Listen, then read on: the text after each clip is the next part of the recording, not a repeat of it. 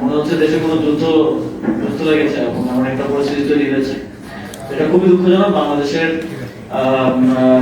গণতন্ত্রের জন্য বাংলাদেশের আমরা যেটা দেখেছি যে নির্বাচনের দিন বাংলাদেশে কোন প্রকার খুনাখুনি ছাড়া এটা মনে হয় একটা নির্বাচন যেখানে কোন প্রকার লাভ করেনি। যদিও আজকে আমরা নির্বাচন পরবর্তী সময়ে আমরা সেটা বলতে পারছি না। নির্বাচনের ফলাফল ঘোষণার পর থেকেই এই সন্ত্রাসী কার্যক্রম শুরু হয়ে গেছে। আমরা দেখেছি যে বিএনপির একজন বিদ্রোহী প্রার্থীর কর্মীকে হত্যা করা হয়েছে এবং বিভিন্ন জায়গায় আমাদের প্রায় প্রত্যেকটি আসলে যেখানে জাতীয় নাগরিক পার্টি কন্টেস্ট করেছে সেখানে আমাদের নেতা কর্মীদের উপর হামলা করা হচ্ছে এবং যেখানে আমরা নির্বাচনে অংশগ্রহণ করিনি, আমাদের জোটের প্রার্থী অংশগ্রহণ করেছে সেখানেও হামলা করা হচ্ছে।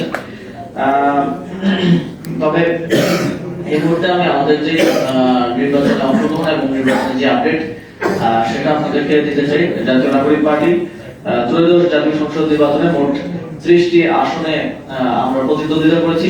আমরা 11 দলীয় জোটের পক্ষ থেকে 30টি আসনে প্রতিদ্বন্দ্বিতা করেছি। তার মধ্যে আমরা আমাদের 6 জন প্রার্থী নির্বাচিত হয়েছেন এবং 30টি আসনে আমাদের মোট এখন পর্যন্ত যে প্রাপ্ত ভোটের সংখ্যা সেটা হচ্ছে 22,70,32 ভোট, যা কাস্টিং ভোটের প্রায় 3.5% মতো। এবং আমাদের যে 6 জন প্রার্থী বিজয়ী হয়েছেন আমরা পার্টির পক্ষ থেকে আজকে অফিসিয়ালি তাদেরকে অভিনন্দন জানাচ্ছি।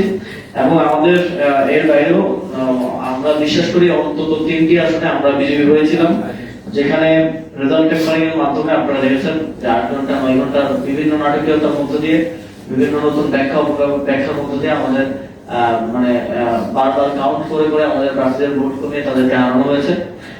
সেটা হচ্ছে ঢাকা 8 আসন, যেখানে আমাদের পার্টির মুখ্য সমন্বয়ক নাসিরউদ্দিন পাটোয়ারি প্রার্থী ছিলেন। পঞ্চগড় 1, যেখানে আমাদের সাদিস আলম প্রার্থী ছিলেন এবং দিনাজপুর 5 আসন ডক্টর আব্দুল আহাদ প্রার্থী ছিলেন। এই আসনগুলোতে আমরা মনে করি যে আমরা বিজয়ী হয়েছি, কিন্তু রেজাল্ট টেম্পারিং এর মাধ্যমে সেখানে খুবই অল্প মার্জিনে আমাদেরকে পরাজিত দেখানো হয়েছে। তবে এই আসনগুলোতে আমরা আমাদের প্রার্থীরা তারা রিভিউ আবেদন করছেন, ভোট পুনর্গণনার আবেদন ইতিমধ্যে করছেন। আমরা আশা করব যে নির্বাচন কমিশন সেটা সুষ্ঠুভাবে সেই আবেদন গ্রহণ করবেন এবং সেটা সম্পাদন করবেন।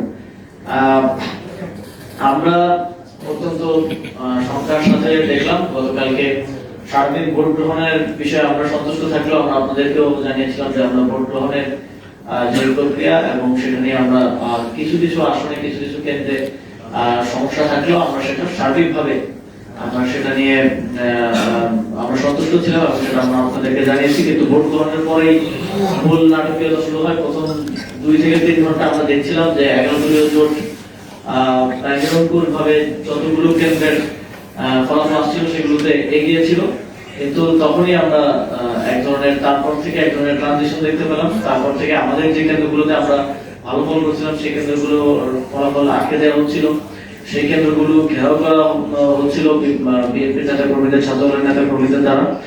এবং কিছু গুরুত্বপূর্ণ আসনে ভোট গণনা 2 ঘন্টা 3 ঘন্টার মধ্যে শেষ হয়ে গেলেও সেইখানকার ফলাফলগুলো মধ্যরাতে গিয়ে দেওয়া হয়েছে 9 ঘন্টা 10 ঘন্টা। বিশেষ করে আমাদের 11 দলীয় জোটের যারা শীর্ষস্থানীয় নেতৃবৃন্দ আছেন, যারা দলগুলোর শীর্ষস্থানীয় নেতৃবৃন্দ আপনারা দেখেছেন তাদের আসনগুলোতে কিভাবে নাটকীয়তা হয়েছে। আমাদের আহ্বায়কের আসনে আমরা প্রথমে দেখলাম যে সেখানেই কেন্দ্রের ফলাফলে 6000 ভোটে তিনি এগিয়েছিলেন। তারপরে আমাদের কাছে একটা শীট আছে, সেখানে আমরা দেখেছি যে অন্তত 10 থেকে 12 বার সেখানে কাটাকাটি করে ভোট কমানো হয়েছে। কমাতে তারা 4000 ভোট কমিয়ে তারপরে 2000 ভোটে তাকে বিজয়ী ঘোষণা করতে তারা বাধ্য হয়েছেন। এবং আমরা দেখেছি যে এক ধরনের অসংলগ্ন এবং অস্বচ্ছ প্রক্রিয়া ঢাকা 13 আসনে আমাদের জোটের প্রার্থী এবং জোট শরিক দল খেলাফত মজলিসের আবেগ মাওলানা মামুনুল হককে কিভাবে হারানো হয়েছে। এবং একই ধরনের ঘটনায় ঢাকা 8 আসনে এক ধরনের সিদ্ধান্ত গ্রহণ করেছে, ঢাকা 13 আসনে ভিন্ন ধরনের সিদ্ধান্ত গ্রহণ করে আমাদের জোট শরিক দলের একজন শীর্ষ নেতৃত্ব তাকে হারানো হয়েছে। ঢাকা 15 আসনে আমরা দেখেছি যে এই ফলাফল দীর্ঘ সময় ধরে আটকে রাখা হয়েছে এবং মাঝখানে গুজব ছড়ানো হয়েছে। প্রার্থী নিজে পোস্ট করেছেন যে তিনি জিতে গেছেন, অথচ পরে আমরা দেখলাম যে তিনি 21,000 ভোটের ব্যবধানে হেরেছেন।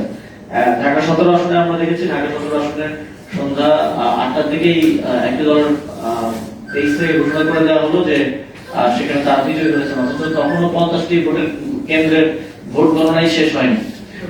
সেখানে তাকে বিপুল ভোটে বিজয়ী বলে দেখানো হয়েছে, কিন্তু দীর্ঘ সময়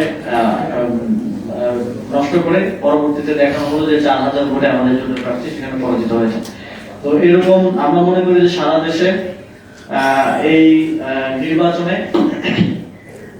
বিএনপি কে 2/3 মেজরিটি পাইয়ে দেওয়ার জন্য এক ধরনের মেটিকুলাসলি প্ল্যান করে ভোট গণনায় কারচুপি করা হয়েছে, ভোট গণনায় রেজাল্ট টেম্পারিং করা হয়েছে, এবং অনেকগুলো আসনে যেখানে আমরা কাছাকাছি লো মার্জিনে জেতার কথা সেই আসনগুলোতে এই ভোট ইঞ্জিনিয়ারিং করে আমাদেরকে হারানো হয়েছে, এবং বিএনপি কে জাস্ট স্লাইড অ্যাবভ 200 সিট পাইয়ে দেওয়া হয়েছে।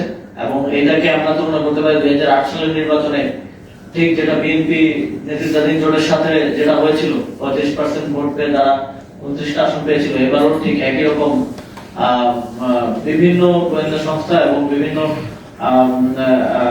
এবং মিডিয়া এস্টাবলিশমেন্ট সকলের একটা আন্ডারস্ট্যান্ডিং এর মধ্য দিয়ে, সকলের একটা বোঝাপড়ার মধ্য দিয়ে আমরা এটা করতে দেখেছি। মিডিয়ার কথা তো আর কিছু বলার নেই, আপনারাই জানেন।